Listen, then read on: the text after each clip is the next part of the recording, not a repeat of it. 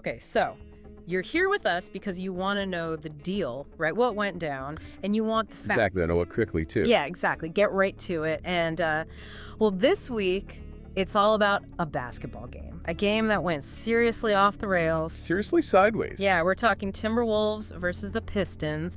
And this game is making news not for, like, who won or lost, but for the brawl, the absolute explosion that happened right on the court. Yeah, and what's so interesting, what we really want to break down here, is how a professional basketball game, right, you'd think it's all pretty standard. How does it turn into this huge mess, this crazy fight? Our goal here isn't just to, replay the fight highlights, but to go deeper. Yeah. Why did it happen? Exactly. What were those sparks like, the very first things that set it off, and then what happened right after, based on the video we have and some post-game comments, too. Right. The source material is pretty detailed. It's a video breakdown, but way more in-depth than just game highlights. Oh, yeah. They've got slow-mo replays zeroing in on the big clashes, and there's on-screen text that highlights just how many penalties were flying around. And we even have a bit of a post-game interview with a coach. Oh, wow. Who clearly had some thoughts on the whole thing. I bet. So let's get into it. Where did this whole thing start to come apart? Well, the video evidence points to a couple of triggers that happened almost at the same time. Yeah. It looks like it started with a really hard bump from Isaiah Stewart. He's on the Pistons. He bumps Dante DiVincenzo of the Timberwolves. Oh, wow. That right away gets a technical foul called.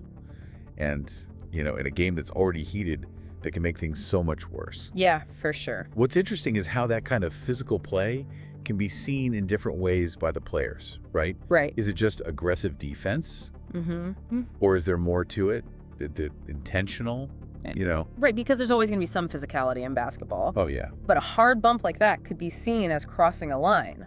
But that wasn't all that happened right at the start, was it? The breakdown shows another thing happening almost immediately after. Right. Almost as soon as that technical is called a video, shows Ron Holland from the Pistons.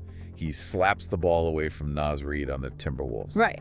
Now, that might seem like not that big a deal on its own. Right. But it leads to them yelling at each other. Uh-oh. And then, bam, it gets physical. DiVincenzo grabs Holland.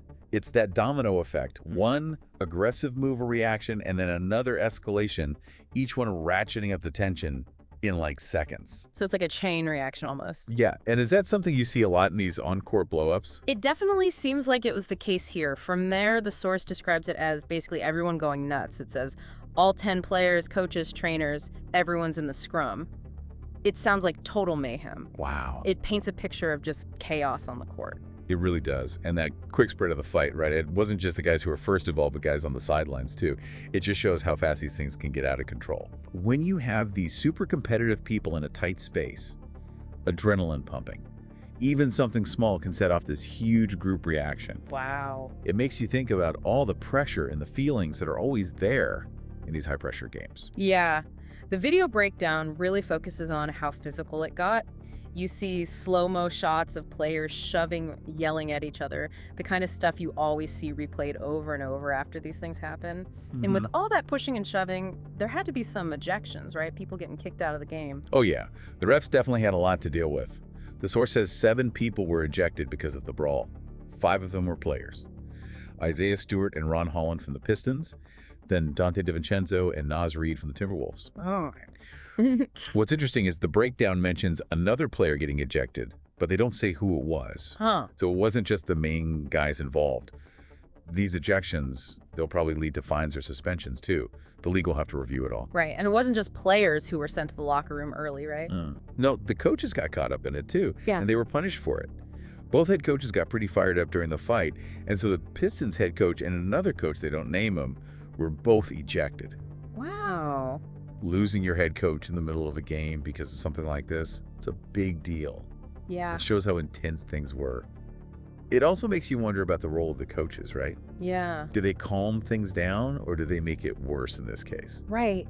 Now, in the middle of all the focus on the fighting, there's this weird detail. The source mentions that Alex Rodriguez, who owns the Timberwolves, he actually stepped in to help a young fan who was near the brawl. No way. That's not something you see every day. It's really not. You don't see that from an owner during a fight. It makes it seem like the brawl was really close to the fans. Yeah. Which is scary, right? You have to worry about their safety. It adds a whole other layer to the story, showing that even the owner felt like he had to do something to protect a fan. It makes you wonder what it was like for him to see that chaos happening so close to the people watching. Right. The source then talks about how many technical fouls there were in the game. Oh, Or, I guess, because of the brawl. it's a crazy number. Yeah. 12 technical fouls in one NBA game is a huge outlier. Wow. The source says it's the most technicals in a game since 2005. Wow. That by itself really shows how much frustration and aggression was there the whole game, even before the big fight. Yeah.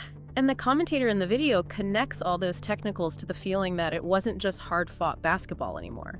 It went beyond that and became personal. It was like there was this other level of intensity just simmering under the surface. Right. What do you think makes a game go from competitive to feeling personal like that?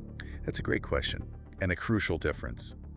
When it stops being about the competition and starts to feel like players are targeting each other or being disrespectful, that's when emotions boil over.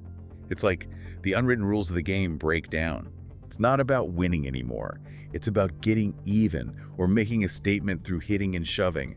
Sometimes it's the history between teams or certain players that can lead to that kind of bad blood. Right. We even get a direct quote from Timberwolves coach Chris Finch after the game, and he's not happy about how things went down at all. Oh, really? Yeah, he said, "The game was way too far. Physical players took matters into their own hands. He's clearly worried about how aggressive it got and feels like the players went way too far." Yeah. It shows the challenge coaches have, Yeah. right? Trying to balance that drive to win with keeping things under control. For sure. Now, this is almost like a side note in the breakdown, but even with all the chaos, the ejections, the delays, the Timberwolves actually won the game. They even came back from being down by 16 points to do it. Wow. It feels almost like an afterthought with everything else that happened. It totally does. Yeah. The source even says, but let's be real, no one's talking about the score. The fight totally overshadowed the game itself. It reminds you how quickly these things can take over the story of a sporting event. The game almost doesn't matter anymore right after something like that. So we've really dug into how this game turned into a huge mess. We looked at the key moments that started it, who got kicked out, the team owner getting involved, the record number of technical fouls, and the coach's reaction. He wasn't happy. It's a lot to process. It is. And if we look at the bigger picture, these events really show us that fine line in pro sports between that fierce competition, which is part of the game, Right? and the need to keep things under control, make sure players are safe, and protect the sport itself. Absolutely. We wanted to go beyond just the headlines with this deep dive and really understand what happened and why it became such a big deal. It wasn't just your typical on-court scuffle. We definitely got into the nitty-gritty. We did. And what's really interesting is how fast that balance can be lost.